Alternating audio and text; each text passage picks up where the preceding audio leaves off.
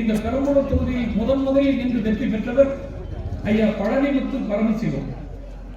அவர் உழவர் உழைப்பாளர் கட்சி 51. 57 பெரியண்ணன் அவர் கிருஷ்ணசாமி இந்திய தேசிய காங்கிரஸ் கட்சி 57 வெற்றி பெற்றார். 62 டிவி அழகுமுத்து டிஎம்கே வெற்றி பெற்றார். 67 71 ஐயா ஜேஎஸ் ராஜு அவர் வெற்றி பெற்றார், ஜெயிச்சார். 77 எஸ் சி ராமசாமி ஏடிஎம்கே ஜெயிச்சது.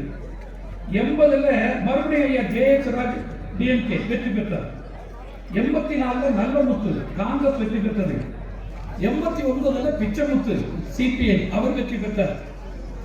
அப்ப நான் சட்டமன்ற உறுப்பினர். 91 செடியன் அவர் ஏடிஎம்கே சார்பாக வெற்றி பெற்றார்.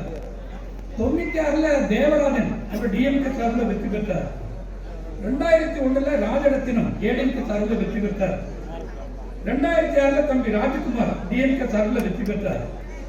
2011 2016 தமிழ்ச்செல்வன் ஏடிஎம்கே வெற்றி பெற்றார். 2021 அந்த தம்பி பிரபாகரன் வெற்றி பெற்றார். ஒரு ராசியம் தெரியுங்களா? நம் தலைவர் தளபதி மு.க. ஸ்டாலின் அவர்கள் முதலமைச்சராக இருந்து வெற்றி பெற்ற இந்த தேர்தலில் நின்றவர்கள் அத்தனை பேருக்கு ஒரு நல்ல வாய்ப்பு. இன்னும் 20 ஆண்டுகள் இவர்கள் தான் சட்டமன்ற உறுப்பினராக வருவார்கள் என்ற ஒரு அச்சாரம் ஆட்சிக்கு நடைபெற்றுக் கொண்டிருக்கிறது.